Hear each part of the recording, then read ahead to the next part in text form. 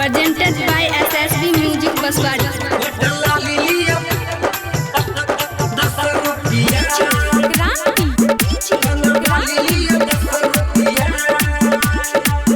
सुनु सुनु या छटकी भौजी,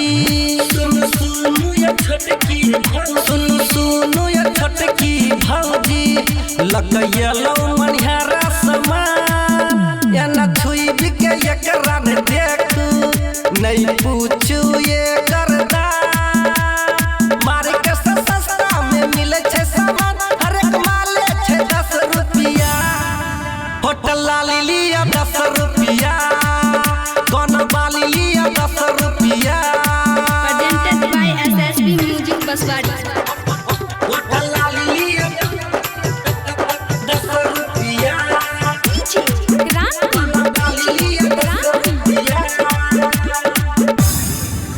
हमर मीना बाजार के मालिए फेर लवली लिया सुपर लवली लिया सुपर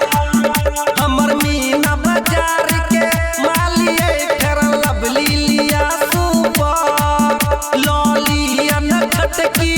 भौजी लगाओ नीचे चाहे ऊपर आई बड़ी मजा ई सामान लिया ताजा आई बड़ी मजा ई सामान लिया ताजा धरू न 10 रुपया होटल लाली लिया 10 रुपया कौन बाली लिया 10 रुपया Presented by SSB Music Baswari. Hotel लाली लिया 10 रुपया बाली लिया 10 रुपया ई राइटर प्रेम के ठेला यही बेचे जाइया उ सब टोला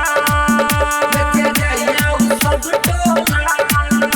ई माधव मधुबनिया के ठेला यही बेचे जाइया उ सब टोला भरलिया न छटकी भौजी लकयो न प्लास्टिक बोरा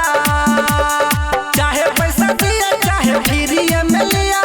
चाहे पैसा दिया चाहे फ्री में लिया मानो हमर बतिया होटल लाली लिया 10 रुपया कौन बाली लिया 10 रुपया सुनु सुनु या छटकी भौजी लगैलो मनिहारा समान या न छुई बिके एकरा ने देखू नहीं पूछू ये करदा